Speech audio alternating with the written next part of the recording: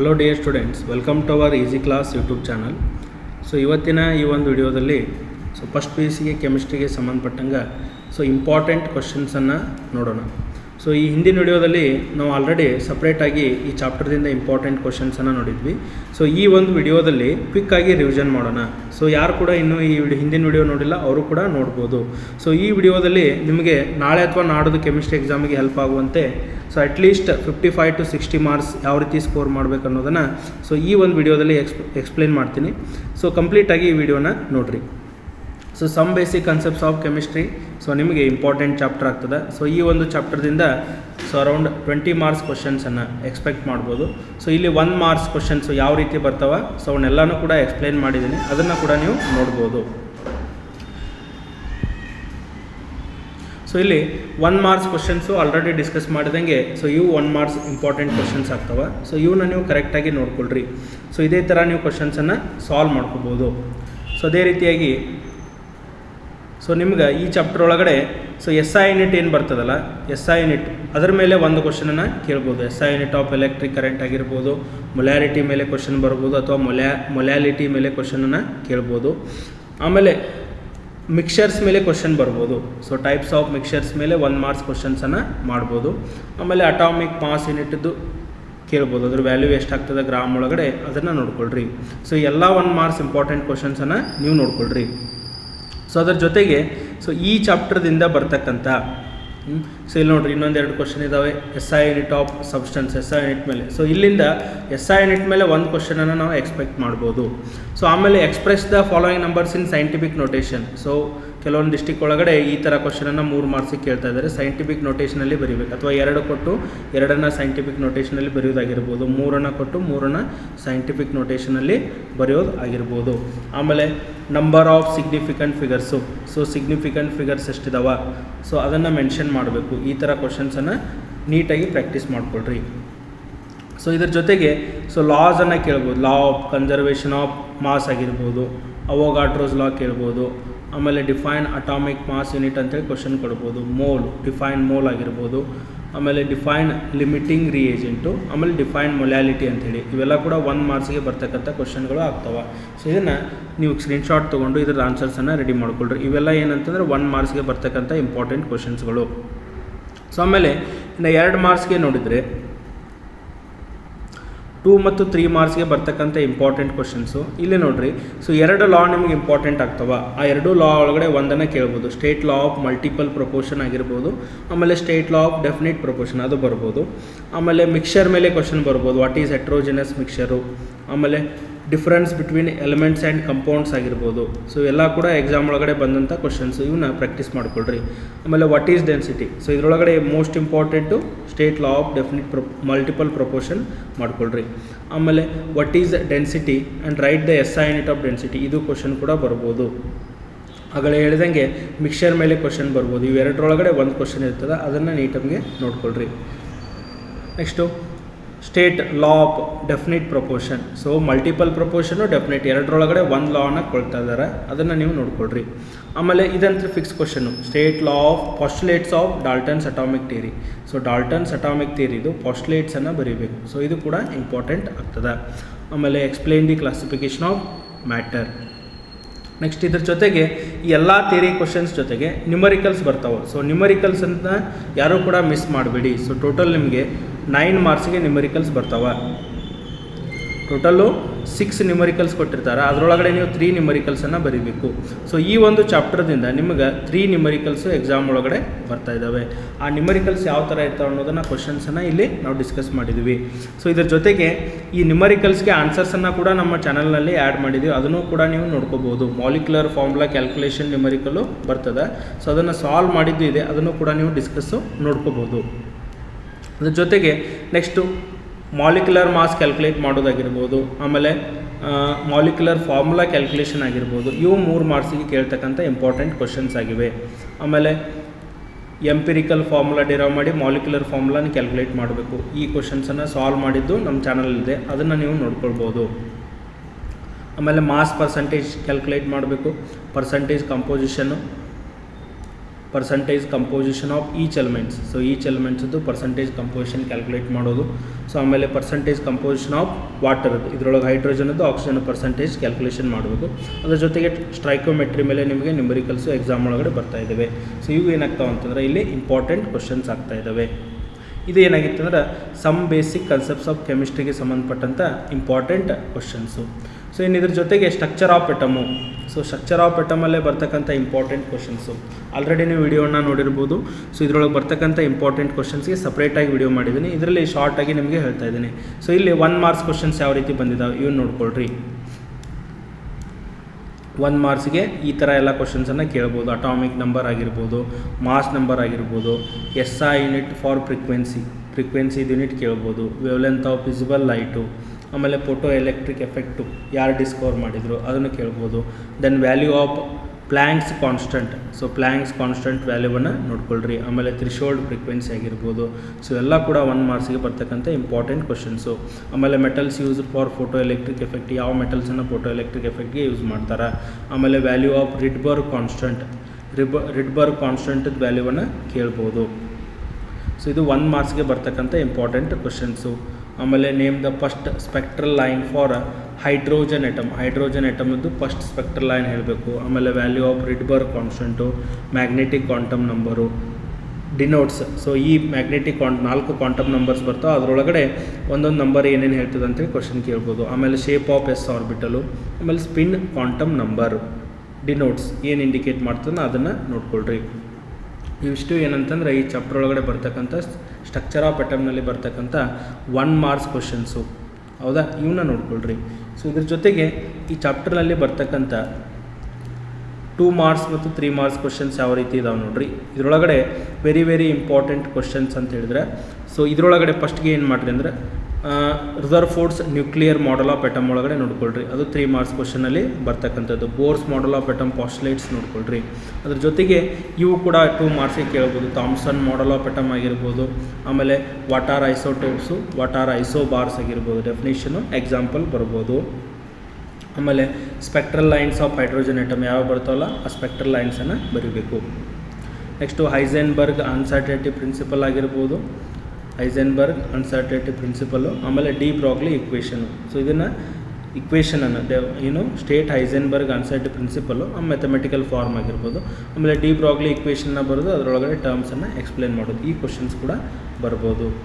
ಈ ಎಲ್ಲ ಕ್ವಶನ್ಸನ್ನು ನೀವು ನೀಟಾಗಿ ಪ್ರಾಕ್ಟೀಸ್ ಮಾಡ್ಕೊಳ್ರಿ. ಆಮೇಲೆ write any 2 differences between orbit and orbital ನಡುವಿನ ಡಿಫ್ರೆನ್ಸನ್ನು ಬರೀಬೇಕು.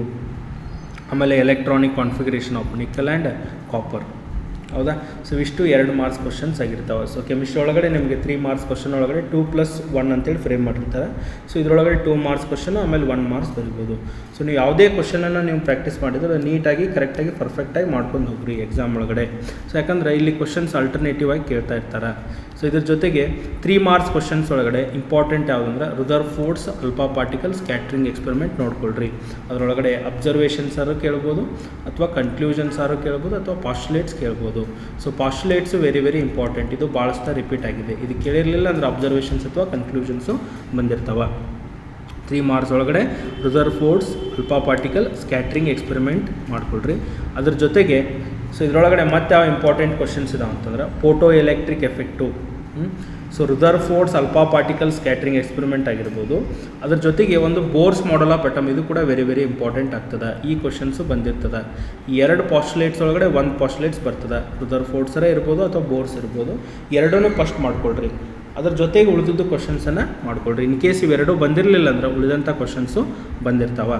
ಆಮೇಲೆ give any 3 significance of 4 quantum numbers. So ಇದು ಕೂಡ ಕೇಳಿದಂಥ ಕ್ವಶನ್ನು. 4 ಕ್ವಾಂಟಮ್ ನಂಬರ್ಸ್ದು ಸಿಗ್ನಿಫಿಕೆನ್ಸನ್ನು ಕೇಳ್ಬೋದು. ಆಮೇಲೆ shape of the orbital, sketch the shapes of orbitals ಅಂತೇಳಿ ಈ ಕ್ವಶನನ್ನು ಕೇಳ್ಬೋದು. ಇದ್ರ ಜೊತೆಗೆ ಈ ಚಾಪ್ಟರ್ದಿಂದ ನ್ಯೂಮರಿಕಲ್ಸ್ ಬರ್ತಾ ಇದ್ದಾವೆ. ಸ್ಟ್ರಕ್ಚರ್ ಆಫ್ ಎಟಮ್ದಿಂದ ನ್ಯೂಮರಿಕಲ್ಸ್. ಸೊ ಫಸ್ಟ್ 2 ಚಾಪ್ಟರ್ಸ್ ಏನಿದಾವಲ್ಲ, some basic concept, structure of atom, ಈ 2 ಚಾಪ್ಟರ್ದಿಂದ ನ್ಯೂಮರಿಕಲ್ಸು ಎಕ್ಸಾಮ್ ಒಳಗಡೆ ಬರ್ತಾ ಇದ್ದಾವೆ. ಸೊ ಆಲ್ರೆಡಿ ನಾವು ನಮ್ಮ ಚಾನಲಲ್ಲಿ ಸೊ ಈ ಸ್ಟ್ರಕ್ಚರ್ ಆಫ್ ಎಟಮ್ಗೆ ಸಂಬಂಧಪಟ್ಟಂಥ ನ್ಯೂಮರಿಕಲ್ಸ್ ಎಲ್ಲವನ್ನು ಸಾಲ್ವ್ ಮಾಡಿದ್ದೀವಿ. ಅದನ್ನು ಡಿಸ್ಕ್ರಿಪ್ಷನ್ ಬಾಕ್ಸಲ್ಲಿ ಆ್ಯಡ್ ಮಾಡಿರ್ತೀನಿ ಲಿಂಕನ್ನು, ಅದನ್ನು ಕೂಡ ನೀವು ವಾಚ್ ಮಾಡ್ಬೋದು. ಸೊ ನ್ಯೂಮರಿಕಲ್ಸ್ ಯಾವುದಕ್ಕೂ ಮಿಸ್ ಮಾಡ್ಕೊಳ್ಬೇಡ್ರಿ. ಸೊ ಫಸ್ಟ್ ಚಾಪ್ಟರ್ದಿಂದ 3, ಸೆಕೆಂಡ್ ಚಾಪ್ಟರ್ ಸ್ಟ್ರಕ್ಚರ್ ಆಫ್ ಅಟಮ್ದಿಂದ 3, ಟೋಟಲ್ ನಿಮ್ಗೆ 6 ನ್ಯೂಮರಿಕಲ್ಸ್ ಇರ್ತವೆ. ಸೊ ಆ 6 ನ್ಯೂಮರಿಕಲ್ಸ್ ಒಳಗಡೆ ನೀವೇನು ಮಾಡಬೇಕಂದ್ರೆ 3 ನ್ಯೂಮರಿಕಲ್ಸನ್ನು ಸಾಲ್ವ್ ಮಾಡಬೇಕು. ಸೊ 9 ಮಾರ್ಕ್ಸ್ ಇಲ್ಲಿಂದ ಬರ್ತಾ ಇದೆ. ಸೊ 2 ಚಾಪ್ಟರ್ ಕೂಡಿ ನಿಮ್ಗೆ ಅರೌಂಡ್ 40 ಮಾರ್ಕ್ಸ್ ತನಕ ಬರ್ತದೆ. ಸೊ ನೀವು ಯಾವುದೇ ಚಾಪ್ಟರ್ನ ಮಾಡಿರಿ ಪರ್ಫೆಕ್ಟಾಗಿ ಯಾವುದೇ ಕಾನ್ಸೆಪ್ಟ್ ಮಿಸ್ ಆಗ್ದಂಗೆ ಸ್ಟಡಿ ಮಾಡಿರಿ. ನೆಕ್ಸ್ಟು ಇನ್ನು ಆರ್ಗ್ಯಾನಿಕ್ ಕೆಮಿಸ್ಟ್ರಿಗೆ ಬಂದರೆ, ಆರ್ಗ್ಯಾನಿಕ್ ಕೆಮಿಸ್ಟ್ರಿ ಒಳಗಡೆ ಬರ್ತಕ್ಕಂಥ ಇಂಪಾರ್ಟೆಂಟ್ ಕ್ವಶನ್ಸು. ಸೊ ಇಲ್ಲಿ ಬರ್ತಕ್ಕಂಥ 1 ಮಾರ್ಕ್ಸ್ ಕ್ವಶನ್ಸ್ ಯಾವ ರೀತಿ ಇದೆ ನೋಡಿರಿ. ಸೊ ಆರ್ಗ್ಯಾನಿಕ್ ಕೆಮಿಸ್ಟ್ರಿ ಒಳಗಡೆ ನಿಮ್ಗೆ 5 ಮಾರ್ಕ್ಸ್ ಕ್ವಶನ್ಸ್ ಬರ್ತವೆ. ಸೊ 5 ಮಾರ್ಕ್ಸ್ ಕ್ವಶನ್ಸ್ ಒಳಗಡೆ ಅಲ್ಲಿ ಕೂಡ ಏನು ಮಾಡಿರ್ತಾರೆ ಅಂದರೆ 3+2 ಆಗಿ ಡಿವೈಡ್ ಮಾಡಿರ್ತಾರೆ. ಸೊ 5 ಮಾರ್ಕ್ಸ್ ಕ್ವಶನ್ಸು ಬಂದರೆ 3 ಕ್ವಶನ್ಸ್ ಬಂದಿರ್ತಾವೆ ನಿಮಗೆ ಆರ್ಗ್ಯಾನಿಕ್ ಕೆಮಿಸ್ಟ್ರಿ ಸೆಕ್ಷನ್ ಒಳಗಡೆ. ಆ 3 ಕ್ವಶನ್ ಒಳಗಡೆ ನೀವು 2 ಏನು ಕ್ವಶನ್ಸನ್ನು ಅಟೆಂಪ್ಟ್ ಮಾಡಬೇಕು. ಸೊ ಒಂದೊಂದು ಡಿಸ್ಟಿಕ್ ಒಳಗಡೆ ಒಂದೇ ಆರ್ಗ್ಯಾನಿಕ್ ಕೆಮಿಸ್ಟ್ರಿ ಚಾಪ್ಟರ್ ಕನ್ಸಿಡರ್ ಮಾಡಿದ್ದಾರೆ, ಇನ್ನೊಂದು ಡಿಸ್ಟಿಕ್ ಒಳಗಡೆ 2 ಚಾಪ್ಟರ್ನ ಕನ್ಸಿಡರ್ ಮಾಡಿರ್ತಾರೆ. ಸೊ ನೀವು ಒಂದು ಚಾಪ್ಟರ್ನ ಮಾಡಿದರೆ ಈ ಒಂದು ಫಸ್ಟ್ ಚಾಪ್ಟರ್ದಿಂದ ನೀವು 2 ಕ್ವಶನನ್ನು ಈಸಿಲಿ ಸಾಲ್ವ್ ಮಾಡ್ಬೋದು. ಸೊ ಹಾಗಾದರೆ ಯಾವ್ಯಾವ ಇಂಪಾರ್ಟೆಂಟ್ ಕ್ವಶನ್ಸು ಇದರೊಳಗಡೆ ಬರ್ತಾ ಇದ್ದಾವೆ ನೋಡಿರಿ. ಸೊ ಇಲ್ಲಿ ಡೆಫಿನೇಷನ್ಸ್ 1 ಮಾರ್ಕ್ಸ್ಗೆ ಬಂದರೆ ಡೆಫಿನೇಷನ್ಸನ್ನು ಕೇಳ್ಬೋದು. 1 ಮಾರ್ಕ್ಸ್ ಕ್ವಶನ್ಸ್ ಒಳಗಡೆ ಬಂದರೆ ಈ ಥರ ಕ್ವಶನ್ಸ್ ಬರ್ತಾವೆ. MCQ ಒಳಗಡೆ ಕೆಟನೇಷನ್ ಅಂದರೆ ಏನು ಕೇಳ್ಬೋದು, ವೈಟಲ್ ಫೋರ್ಸ್ ಥಿಯರಿಯನ್ನು ಯಾರು ಹೇಳಿದರು, vital force theory was proposed by ಆಗಿರ್ಬೋದು. ಆಮೇಲೆ ಬಾಂಡ್ ಆ್ಯಂಗಲನ್ನು ನೋಡ್ಕೊಳ್ರಿ, ಹೈಬ್ರಿಡೈಸೇಷನ್ ನೀವು ಚಾಪ್ಟರ್ ಒಳಗೆ ಸ್ಟಡಿ ಮಾಡ್ತೀರಿ. SP2, SP ಮತ್ತು SP3 ಒಳಗಡೆ ಬಾಂಡ್ ಆ್ಯಂಗಲನ್ನು ಕೇಳ್ಬೋದು. ಅಥವಾ ಶೇಪನ್ನು ಕೇಳ್ಬೋದು, SP2 ಹೈಬ್ರಿಡೈಸೇಷನ್ ಆದರೆ ಯಾವ ಶೇಪ್ ಬರುತ್ತದೆ, SP3 ಆದರೆ ಯಾವ್ದು ಬರುತ್ತೆ, SP ಆದರೆ ಯಾವ ಶೇಪ್ ಬರುತ್ತೆ ಅದನ್ನು ಕೇಳ್ಬೋದು. ಆಮೇಲೆ ರೈಟ್ ದ ಬಾಂಡ್ ಲೈನ್ ಫಾರ್ಮುಲಾನ ಒಂದು ಕಂಪೌಂಡಿಗೆ ಕೇಳ್ಬೋದು. ಆಮೇಲೆ ಐಡೆಂಟಿಫೈ ದಿ ಹೈಬ್ರಿಡೈಸೇಷನ್ನ ಐಡೆಂಟಿಫೈ ಮಾಡೋದು, ಇದು 1 ಮಾರ್ಕ್ಸ್ ಕ್ವಶನ್ ಆಗ್ಬೋದು. ಅದ್ರ ಜೊತೆಗೆ ಈ ಚಾಪ್ಟ್ರಲ್ಲಿ ನೀವು IUPAC ನೇಮನ್ನು ಸ್ಟಡಿ ಮಾಡ್ತೀರಿ. ಒಂದು ಕಂಪೌಂಡದ್ದು IUPAC ನೇಮ್ ಮಾಡಲಿಕ್ಕೆ ಕೊಡ್ಬೋದು. ಆಮೇಲೆ ಫಂಕ್ಷನಲ್ ಗ್ರೂಪನ್ನು ನೋಡ್ಕೊಳ್ರಿ, ಇದು easy concept. Functional group 1 marks question ಬಂದೇ ಬರ್ತದೆ. ಸೊ ಒಂದು ಕಂಪೌಂಡದ್ದು ಯಾವುದೇ ಒಂದು ಕಂಪೌಂಡ್ ಕೊಟ್ಟಿರ್ತಾರೆ ಅದಕ್ಕೆ ಫಂಕ್ಷನಲ್ ಗ್ರೂಪನ್ನು ಬರೀಬೇಕು. For example carboxylic acid functional group COOH ಅಂತೇಳಿ ಕರಿತೀವಿ, ಅದನ್ನು ಕೇಳ್ಬೋದು. ನೆಕ್ಸ್ಟು ಅದರ ಜೊತೆಗೆ give an example for non benzenoid aromatic compound ಈ ಥರ ಕೇಳ್ಬೋದು. ಆಮೇಲೆ ನಿಮಗೆ ಪ್ಯೂರಿಫಿಕೇಷನ್, ಈ ಚಾಪ್ಟರ್ ಒಳಗಡೆ ನೀವು ಪ್ಯೂರಿಫಿಕೇಷನ್ ಟೆಕ್ನಿಕ್ಸನ್ನು ಕಲ್ತಿರ್ತೀರಿ, ಅದರ ಮೇಲೆ ಒಂದು ಕ್ವಶನ್ ಬರ್ಬೋದು. ಸೊ ಇಷ್ಟು ಏನಂತಂದ್ರೆ 1 ಮಾರ್ಕ್ಸಿಗೆ ಬರ್ತಕ್ಕಂಥ ಕ್ವಶನ್ಗಳು. So next write the IUPAC name ಆಗಿರ್ಬೋದು. ಆಮೇಲೆ ಎಸ್ಟಿಮೇಷನ್ ಮೇಲೆ name the element estimated by Kjeldahl's method. So ಯಾವ ಎಲಿಮೆಂಟನ್ನು ಎಸ್ಟಿಮೇಟ್ ಮಾಡ್ತೀರ ಅಥವಾ ಯಾವ ಮೆಥಡಿಂದ ಯಾವ ಎಲಿಮೆಂಟ್ ಎಸ್ಟಿಮೇಷನ್ ಮಾಡ್ತೀರ ಅದನ್ನು ಕ್ವಶನ್ನ ಕೇಳ್ಬೋದು. ಸೊ ಇವೆಲ್ಲ ಏನಂತಂದ್ರೆ 1 ಮಾರ್ಕ್ಸ್ ಕ್ವಶನ್ಸ್ ಆಗಿರ್ತವೆ. ಇದ್ರ ಜೊತೆಗೆ ಈ ಚಾಪ್ಟರ್ ಒಳಗಡೆ ಬರ್ತಕ್ಕಂಥ ಇಂಪಾರ್ಟೆಂಟ್ 2 ಮಾರ್ಕ್ಸ್ ಕ್ವಶನ್ಸ್ ಯಾವ ಅಂತಂದ್ರೆ ಫಂಕ್ಷನಲ್ ಗ್ರೂಪ್ ಡೆಫಿನೇಷನ್ ನೋಡ್ಕೊಳ್ರಿ. ಅದ್ರ ಜೊತೆಗೆ ಯಾವುದೇ ಒಂದು ಕಂಪೌಂಡದ ಫಂಕ್ಷನಲ್ ಗ್ರೂಪನ್ನು ಕೇಳ್ಬೋದು. ಆಮೇಲೆ ಅದ್ರ ಜೊತೆಗೆ ಹೋಮೋಲಾಗಸ್ ಸೀರೀಸ್ ಅಂದ್ರೆ ಕಲ್ತಿರ್ತೀರಿ, ಒಂದು ಎಕ್ಸಾಂಪಲನ್ನು ನೆನಪಿಟ್ಕೋರಿ. ಆಮೇಲೆ write any 2 characteristics of homologous series. So ಇದನ್ನು ಒಂದೊಂದು ಕ್ವಶನ್ ಪೇರ್ ಒಳಗಡೆ 3 ಮಾರ್ಕ್ಸ್ ಕ್ವಶನ್ ಫ್ರೇಮ್ ಮಾಡ್ತಾರೆ. Homologous series, what is homologous series, then what are the characteristics of homologous series, ಎರಡೂ ಕೂಡ 3 ಮಾರ್ಕ್ಸ್ ಕ್ವಶನ್ ಆಗ್ಬೋದು. ಸೊ ಈ ಥರ ಆಲ್ಟರ್ನೇಟಿವ್ ಆಗಿ ಕ್ವಶನ್ಸ್ ಬರ್ತಾ ಇದ್ದಾವೆ. ಇವಿಷ್ಟು ಇಂಪಾರ್ಟೆಂಟ್ ಕ್ವಶನ್ಸನ್ನು ನೀವು ಪ್ರಾಕ್ಟೀಸ್ ಮಾಡಿದ್ರಿ ಅಂದರೆ ಯಾವುದೇ ಕ್ವಶನ್ ಕೂಡ ಇಲ್ಲಿಂದ ಮಿಸ್ ಆಗೋದಿಲ್ಲ. ಸೊ ಇನ್ನಷ್ಟು ಕ್ವಶನ್ಸ್ ಯಾವಪ್ಪ ಅಂತಂದ್ರೆ ವಾಟ್ ಈಸ್ ಎಲೆಕ್ಟ್ರೋಫೈಲ್ ಅಂತೇಳಿ ಕೇಳ್ಬೋದು, ವಾಟ್ ಈಸ್ ನ್ಯೂಕ್ಲಿಯೋಫೈಲ್ ಅಂತೇಳಿ ಡೆಫಿನೇಷನ್ ಕೇಳ್ಬೋದು. ಆಮೇಲೆ ಗಿವ್ ಆ್ಯನ್ ಎಕ್ಸಾಂಪಲ್, ಒಂದೊಂದು ಎಕ್ಸಾಂಪಲನ್ನು ನೆನಪಿಟ್ಕೊಳ್ರಿ. ಅಥವಾ ಇದ್ರ ಮೇಲೇ ನಿಮ್ಗೆ 1 ಮಾರ್ಕ್ಸ್ ಕ್ವಶನ್ ಕೂಡ ಫ್ರೇಮ್ ಆಗ್ಬೋದು. ಸೊ ಈ ಇಡೀ ಚಾಪ್ಟರ್ ಒಳಗಡೆ ಬರ್ತಕ್ಕಂಥ ಇಂಪಾರ್ಟೆಂಟ್ ಕ್ವಶನ್ಸನ್ನು ನಾನು ಇಲ್ಲಿ ಹೇಳ್ತಾ ಇದ್ದೀನಿ. ಸೊ ನೀವು ಇಷ್ಟು ಕ್ವಶನ್ಸನ್ನು ನೀವು ಮಾಡಿದ್ರಿ ಅಂದ್ರೆ ಈ ಸೆಕ್ಷನ್ ಒಳಗಡೆ ನಿಮ್ಗೆ ಎಕ್ಸಾಮ್ ಒಳಗಡೆ ಯಾವುದೇ ಕ್ವಶನ್ ಕೂಡ ಮಿಸ್ ಆಗೋದಿಲ್ಲ. ಸೊ ನೀವು ಎಲ್ಲ ಕ್ವಶನ್ಸನ್ನು ಅಟೆಂಪ್ಟ್ ಮಾಡ್ಬೋದು. So what is homolytic fission question ಬರ್ಬೋದು. ಆಮೇಲೆ ವಾಟ್ ಈಸ್ ಹೆಟ್ರೋಲಿಟಿಕ್ ಫಿಷನ್, ಒಂದೊಂದು ಎಕ್ಸಾಂಪಲನ್ನು ನೆನಪಿಟ್ಕೊಳ್ರಿ. Next what are carbocations, what are carbo anions. ಆಮೇಲೆ ರಿಯಾಕ್ಟಿವಿಟಿ ಮತ್ತು ಸ್ಟೆಬಿಲಿಟಿ ಆರ್ಡರ್ನ ನೆನಪಿಟ್ಕೋರಿ, ಈ ಆರ್ಡರನ್ನು ಕೂಡ ಕ್ವಶನ್ನು ಕೇಳ್ಬೋದು. Next what is position isomerism, give an example. So position isomerism ಅಂದ್ರೇನು, ಎಕ್ಸಾಂಪಲ್ ಕೊಡ್ರಿ. ಫಂಕ್ಷನಲ್ ಐಸೋಮೆರಿಸಮ್ ಅಂದ್ರೇನು, ಅದಕ್ಕೊಂದು ಎಕ್ಸಾಂಪಲ್ ಕೊಡ್ರಿ ಅಂತೇಳಿ ಕೇಳ್ಬೋದು. ಸೊ ಈ 3 ಕ್ವಶನ್ಸ್ ಏನಿದಾವಲ್ಲ, ಈ 3 ಕ್ವಶನ್ಸಿಂದ ಸೊ ಒಂದು ನಿಮಗೆ 2 ಮಾರ್ಕ್ಸ್ ಕ್ವಶನ್ನು ಫಿಕ್ಸ್ ಬರ್ತದೆ. ಐಸೋಮೆರಿಸಮ್ ಮೇಲೆ ಒಂದು ಕ್ವಶನ್ ಪೇಪರ್ ಒಳಗಡೆ ಕ್ವಶನ್ ಯಾವಾಗಲೂ ಇರ್ತದೆ. ಪೊಸಿಷನ್ ಐಸೋಮೆರಿಸಮ್ ಎಕ್ಸಾಂಪಲ್ ಕೊಡ್ರಿ, ಫಂಕ್ಷನಲ್ ಐಸೋಮೆರಿಸಮ್ ಎಕ್ಸಾಂಪಲ್ ಕೊಡ್ರಿ, ಚೈನ್ ಐಸೋಮೆರಿಸಮ್ ಎಕ್ಸಾಂಪಲ್, ಯಾವುದಾದ್ರೂ ಕ್ವಶನ್ ಕೇಳ್ಬೋದು. ಕರೆಕ್ಟಾಗಿ ನೋಡ್ಕೊರಿ. ಅಥವಾ ಇನ್ನೊಂದಿದೆ ಯಾವುದೋ ಮೆಟಾಮೆರಿಸಮ್, ಅದರ ಮೇಲೂ ಕ್ವಶನ್ ಕೂಡ ಕೇಳ್ಬೋದು. ನೆಕ್ಸ್ಟು ನೀವು ಎಫೆಕ್ಟ್ಸನ್ನು ಕಲ್ತಿರ್ತೀರಿ. ಇಲ್ಲೇ right any 2 difference between inductive effect and electro, ಇವೆರಡೂ ಎಫೆಕ್ಟ್ ನಡುವಿನ ಡಿಫ್ರೆನ್ಸ್ ಕೇಳ್ಬೋದು, ಇಂಡಕ್ಟಿವ್ ಎಫೆಕ್ಟು ಮತ್ತು ಎಲೆಕ್ಟ್ರೋಮೆರಿಕ್ ಎಫೆಕ್ಟು. ನೆಕ್ಸ್ಟ್ ಇದರ ಜೊತೆಗೆ ಡೆಫಿನೇಷನ್ಸನ್ನು ಕೇಳ್ಬೋದು. ಡಿಫೈನ್ಡ್ ಸಬ್ಲಿಮೇಷನು ಕ್ರೊಮ್ಯಾಟೋಗ್ರಫಿ ಆಗಿರ್ಬೋದು. ಆಮೇಲೆ give the IUPAC names. So already ಹೇಳಿದೆ ನಿಮ್ಗೆ IUPAC ನೇಮ್ಸ್ 1 ಮಾರ್ಕ್ಸಿಗೆ ಬರ್ತದೆ. ಸೊ ಇಲ್ಲಿ 2 ಮಾರ್ಕ್ಸ್ ಕ್ವಶನ್ನ ಕೇಳ್ಬೋದು, 2 ಕಂಪೌಂಡನ್ನು ಕೊಟ್ಟು. Next how is nitrogen present in the organic compound detected using sodium fusion extract ಅಥವಾ ಲೆಸಿಗ್ನೆಸ್ ಟೆಸ್ಟ್ ಅಂತೇಳಿ ಕರಿತೀವಿ. ಈ ಟೆಸ್ಟ್ ಕೂಡ ಕೇಳ್ಬೋದು. ಇದು ಕೂಡ ಸೊ ಎಕ್ಸಾಮ್ ಒಳಗಡೆ ಕೇಳಿದಂಥ ಕ್ವಶನ್ ಆಗಿದೆ. ಆಮೇಲೆ what is heterocyclic compound, give 1 example. Heterocyclic compound ಅಂದರೆ ಏನು ಹೇಳಬೇಕು, ಒಂದು ಎಕ್ಸಾಂಪಲನ್ನು ಕೊಡಬೇಕು. ಸೊ ಇವಿಷ್ಟು ಏನಪ್ಪ ಅಂತಂದ್ರೆ 2 ಮಾರ್ಕ್ಸ್ ಇಂಪಾರ್ಟೆಂಟ್ ಕ್ವಶನ್ಸು. ಇದ್ರ ಜೊತೆಗೆ 3 or 4 ಮಾರ್ಕ್ಸ್ಗೆ ಇಂಪಾರ್ಟೆಂಟ್ ಕ್ವಶನ್ಸ್ ಈ ಚಾಪ್ಟರಿಂದ ಯಾವ ರೀತಿ ಇರ್ತಾವೆ ಅಂತಂದ್ರೆ write the principle and calculation. So ಇದಕ್ಕೆ ಡಿಟೆಕ್ಷನು ಮತ್ತು ಎಸ್ಟಿಮೇಷನ್ ಅಂತೇಳಿ ಕರಿತೀವಿ. ಸೊ ಇಲ್ಲೇನು ಎಸ್ಟಿಮೇಷನ್ ಅದಲ್ಲ ಇವನ್ನ ನೀವು ಪರ್ಫೆಕ್ಟ್ ಮಾಡ್ಕೊಳ್ರಿ. ಒಂದು ಕಾರ್ಬನ್ ಆ್ಯಂಡ್ ಹೈಡ್ರೋಜನ್ದು ಎಸ್ಟಿಮೇಷನ್ ಬೈ ಲೈಬಿಗ್ಸ್ ಮೆಥಡು, ಇದು ಕ್ವಶನ್ ಪರ್ ಒಳಗಡೆ ಬರ್ತಕ್ಕಂಥದ್ದು. ಭಾಳ ಸತ ರಿಪೀಟ್ ಆದಂಥ ಕ್ವಶನ್. ಅದನ್ನು ಈ ಥರ ಕೇಳ್ಬೋದು ಅಥವಾ ಈ ಥರ ಕೇಳ್ಬೋದು. ಏನು ಮಾಡಬೇಕು, ಪ್ರಿನ್ಸಿಪಲ್ನ ನೋಡ್ಕೊಳ್ರಿ, ಕ್ಯಾಲ್ಕುಲೇಷನ್ ನೋಡ್ಕೊಳ್ರಿ, ಅದರೊಳಗೆ ಡೈಗ್ರಾಮ್ ಹಾಕಬೇಕು. ಎಲ್ಲ ಕೂಡ ಇದಕ್ಕೆ 4 ಮಾರ್ಕ್ಸ್ ಅಥವಾ 5 ಮಾರ್ಕ್ಸಿಗೆ ಈ ಕ್ವಶನನ್ನು ಕೇಳ್ಬೋದು. ಯಾವುದು, ಲೈಬಿಗ್ಸ್ ಮೆಥಡು. ಸೊ ಎಸ್ಟಿಮೇಷನ್ ಒಳಗಡೆ ಇಂಪಾರ್ಟೆಂಟ್ ಇದು. ಇದ್ರ ಜೊತೆಗೆ ಈ ಥರ ಕ್ವಶನನ್ನು ಕೇಳ್ಬೋದು. ಒಂದು ಕಂಪೌಂಡನ್ನು ಕೊಟ್ಟು ಬಾಂಡ್ ಲೈನು, ಆಮೇಲೆ ವೆದರ್ ಸ್ಯಾಚುರೇಟೆಡ್ ಆರ್ ಅನ್ಸ್ಯಾಚುರೇಟೆಡ್ ಬರೀರಿ, ಆಮೇಲೆ sigma and pi bonds count ಮಾಡಿರಿ ಅಂತೇಳಿ ಈ ಥರ ಒಂದು ಕ್ವಶನನ್ನು ನೀವು ನೋಡ್ಬೋದು. ಒಂದು ಎಸ್ಟಿಮೇಷನ್ ಅಥವಾ ಡಿಟೆಕ್ಷನ್ ಮೇಲೆ ಒಂದು ಕ್ವಶನ್ ಬರ್ತದೆ, ಆಮೇಲೆ ಈ ಥರ ಒಂದು ಕ್ವಶನ್ ಬರ್ತದೆ. 2 ಕ್ವಶನ್ ನೀವು ಈಸಿಲಿ ಇಲ್ಲಿ ಅಟೆಂಪ್ಟ್ ಮಾಡ್ಬೋದು. ಆಮೇಲೆ ಅದೇ ಥರ ಕ್ವಶನ್ಸ್ ಇನ್ನೊಂದಿದೆ, write its IUPAC name, identify number of sigma bond.